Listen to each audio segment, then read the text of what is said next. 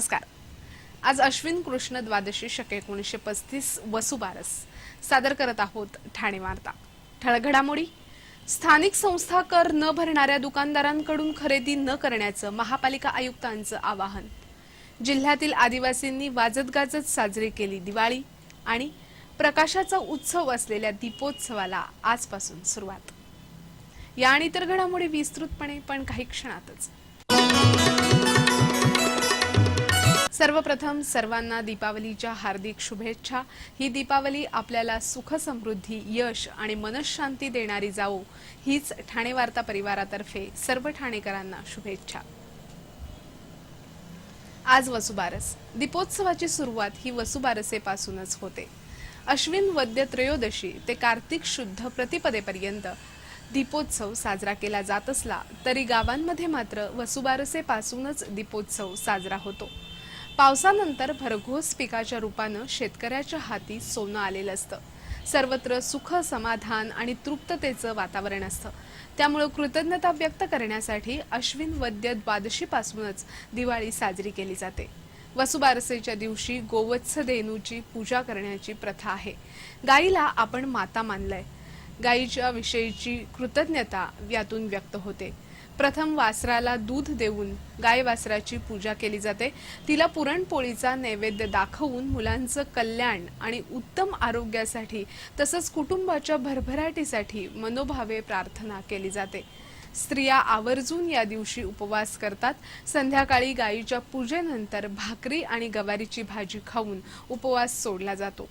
प्राचीन काळी पृथ्वीराजाच्या राज्यात पृथ्वीवर नैसर्गिक संकट आलं तेव्हा त्यानं गोमातेचं पूजन केलं। त्यावेळी संकटात सापडलेली सृष्टी नवजीवनानं पुन्हा बहरली।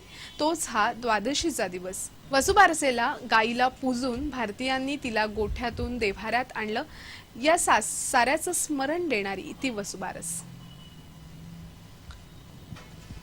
स्थानिक संस्था कर न भरणाऱ्या दुकानदारांकडून दिवाळीची खरेदी करू नये असं आवाहन महापालिका आयुक्त असीम गुप्ता यांनी केले। ठाणे महापालिका क्षेत्रात एप्रिलपासून जकात कर रद्द होऊन स्थानिक संस्था कर लागू झालाय। मात्र व्यापाऱ्यांचा या स्थानिक संस्था करास सुरुवातीपासूनच विरोध आहे। महापालिकेनं विविध प्रकारे आवाहन करूनही या आवाहनाला फारसा प्रतिसाद मिळालेला नाही।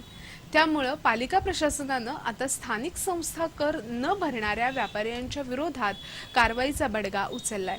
गेले काही दिवस जवळपास 12 दुकानांवर पालिका प्रशासनानं छापे टाकले आहेत।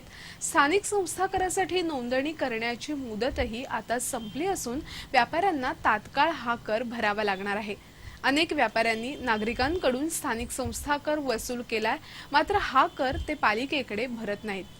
अशा दुकानदारांकडून खरेदी करू नये असं आवाहन महापालिका आयुक्त असीम गुप्ता यांनी केले।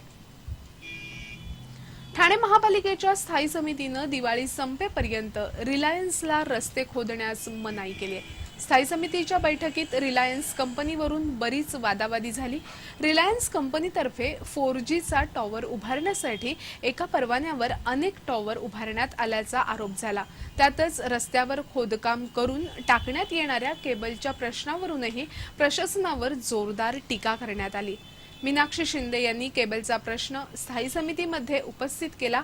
त्याला इतर सदस्यांनी साथ देत प्रशासनाला धारेवर धरलं। अखेर स्थायी समिती सभापतींनी दिवाळी संपेपर्यंत केबल टाकण्याचं काम बंद करण्याचे आदेश प्रशासनाला दिले। ऐन दिवाळीत रिलायन्स कंपनीचे ठेकेदार रस्त्यावर केबल टाकत आहेत। ठेकेदारांना परवानगीबाबत विचारलं की ठेकेदार पोलीस ठाण्यात परवानगी दाखवतो अशी उत्तरं देत असल्याचा आरोप नजीब मुल्ला यांनी केलाय।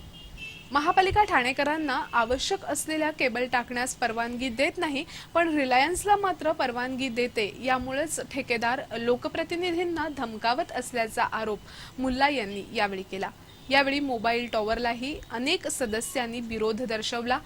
रिलायन्स कंपनीनं केबल टाकण्याबरोबरच डमी टॉवर उभारले असून एका डमी टॉवरच्या परवानगीवर अनेक टॉवर उभारण्यात आल्याच्या आरोपानं स्थायी समितीमध्ये गदारोळ झाला। नगर अभियंता केडी लाला यांनी फक्त एका डमी टॉवरची परवानगी दिल्याचा खुलासा केला। या टॉवरमधून निर्माण होणाऱ्या रेडिएशनमुळे नागरिकांच्या आरोग्यावर परिणाम होतील का याबाबत अहवाल मागवण्यात आल्याचं केडी लाला यांनी स्पष्ट केलं। कळव्यातील एका वकील महिलेचा विनयभंग करणाऱ्या आरोपीस पोलिसांनी अटक केली आहे। ठाण्यातील खोपट इथे राहणारा अजिंक्य भोईर याच्याशी कळव्यातील सुदामनगर इथे राहणाऱ्या या पीडित 27 वर्षीय वकील महिलेची ओळख झाली। या ओळखीतूनच पुढे दोघांमध्ये मैत्री झाली। त्यातून अजिंक्यनं या पीडित युवतीला सहलीसाठी लोणावळा येथील हॉर्सलँड या रिसॉर्टमध्ये नेलं। तिथे त्यानं तिचा विनयभंग करण्याचा प्रयत्न केला। त्याचबरोबर तिचे अश्लील बनावट फोटो काढून तिच्या कुटुंबियांना शिवीगाळ करत जीवे ठार मारण्याची धमकी दिली। या पीडित युवतीनं कळवा पोलिसांना ही सर्व माहिती दिल्यावर कळवा पोलिसांनी अजिंक्य भोईरला अटक केली। ठाण्यातील ज्येष्ठ नागरिकांसाठी खास दिवाळी सणाचं औचित्य साधून शिवसेना नेते अनंत तरे यांनी येत्या रविवारी संगीत सौभद्र या नाटकाचं आयोजन केलंय। गडकरी रंगायतांमध्ये सकाळी 11 वाजता हे नाटक होणार असून या नाटकाचा आनंद विनामूल्य घेता येईल। या नाटकाची निर्मिती ओम नाट्यगंधा या संस्थेनं केली असून अण्णासाहेब किर्लोस्कर यांचं हे नाटक आहे। मनोहर नरे यांनी या नाटकाची निर्मिती केली असून रंगावृत्ती ज्ञानेश महाराज, दिग्दर्शन यशवंत इंगवले, नेपथ्य नितीन देसाई, संगीत साथ आरती गोसावी, आदित्य पानवलकर यांनी केली असून संगीत नाटक लुप्त होत असताना ठाणेकरांना संगीत सौभद्रमुळे नाटकाची मेजवानी मिळणार आहे। विनामूल्य प्रवेशिकेसाठी अनंत तरे यांच्या जनसंपर्क कार्यालयाशी अथवा 2534 8899 या दूरध्वनीवर संपर्क साधण्याचं आवाहन करण्यात आलंय। ठाणे महापालिकेतर्फे ज्येष्ठ नागरिक दिनाचं औचित्य साधून ज्येष्ठ नागरिकांचा सत्कार करण्यात आला। ठाणे शहराच्या विकासामध्ये ज्येष्ठांचं मोलाचं योगदान असून त्यांच्यासाठी महापालिका कटिबद्ध असल्याचे सूतोवाच महापौर हरिश्चंद्र पाटील यांनी केलं। यावेळी समाजासाठी भरीव योगदान देणाऱ्या 21 ज्येष्ठ नागरिकांचा सत्कार करण्यात आला। दिवाळी म्हणजे दीपोत्सव, प्रकाशाचा सण। अंधाराला बाजूला सारीत प्रकाशाकडे नेणाऱ्या या दिवाळीच्या सणात महत्त्व असतं ते अर्थातच दिव्यांना। दिवाळीच्या सणात मातीच्या पणत्यांचा उपयोग करण्याची आपली परंपरा आहे। आज विद्युत दिव्यांच्या झगमगाटातही इवल्याशा पणतीनं आपलं महत्त्व कायम राखलंय। ठाण्याच्या बाजारात विविध धातूच्या आणि आकारांच्या देखण्या पणत्यांनी पंगत मांडली असली तरी मातीच्या पणत्या मातीमोल झालेल्या नाहीत। मातीच्या पणत्यांबरोबरच टेराकोटाच्या विविध रंगी आणि आकर्षक आकाराच्या पणत्यांनी बाजार सजलाय। दोन्ही हातांची ओंजळ, लक्ष्मीची पावलं, शंख, कासव, तुळशी वृंदावन, हत्ती अशा विविध आकारांच्या पणत्या बाजारात पाहायला मिळतात। टेराकोटाच्या पणत्यांवर सिरॅमिकनं केलेलं नक्षीकाम मोहक आहे। चमकी, आरसे, सोनेरी, रुपेरी अशा विविध रंगांनी नटलेल्या या पणत्यांच्या किमती 10 रुपयांपासून 300 रुपयांपर्यंत आहेत।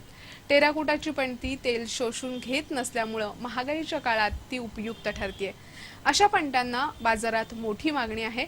सध्या बाजारात साध्या पणत्यांची आवक कमी आहे, पण ही गरज रंगीबेरंगी अशा मेणाच्या पणत्यांनी भरून काढली आहे। अंधारावर मात करण्यासाठी लक्ष दीपांची उजळण करत येणारी दिवाळी सुरू झाली असून बाजारात दिव्यांच्या खरेदीसाठी खरेदीदारांची झुंबड उडाली आहे। ठाण्यातील रस्ते विविध रंगाच्या आणि आकारांच्या पणत्यांनी फुलले आहेत। शिवाय इलेक्ट्रिकच्या दुकानांमधून आकर्षक आणि देखण्या दिव्यांनी ठाण मांडलंय। दिवाळीच्या दिवसात प्रत्येकाच्या घराचं दार, रांगोळीचं ठिकाण, तुळशी वृंदावन, अंगण आणि चाळीच्या गॅलऱ्या पणतीच्या मंद प्रकाशानं उजळून गेलेल्या दिसतात। जिल्ह्यातील आदिवासी जनतेनं आज वसुबारसेच्या दिवशी कुलदैवतेची पूजा करून आपली दिवाळी साजरी केली। ठाणे जिल्हा हा मुख्यत्वे आदिवासी जिल्हा म्हणून ओळखला जातो। जिल्ह्याच्या ग्रामीण भागात मोठ्या प्रमाणावर आदिवासी वस्ती आहे। आदिवासींची दिवाळी ही वसुबारसेपासूनच सुरू होते। जिल्ह्यामध्ये वारली, कोकणी, महादेव कोळी, मल्हार कोळी, कातकरी, ठाकूर अशा विविध जमातीचे बांधव राहतात। जिल्हाधिकारी कार्यालयात तारपाधारी आदिवासीचा पुतळा आहे। हा पुतळा जिल्ह्यातील आदिवासी बांधवाची आठवण देत असतो। आदिवासी वारली समाजसेवा मंडळातर्फे या पुतळ्याला अभिवादन करण्यात आलं। या पुतळ्याची विधिवत पूजा करून आदिवासी बांधवांनी दिवाळीस सुरुवात केली। यावेळी काही वेळ तारपा वादन करण्यात आलं। त्यानंतर आदिवासी बांधवांनी पारंपरिक तारपा नृत्य सादर केलं।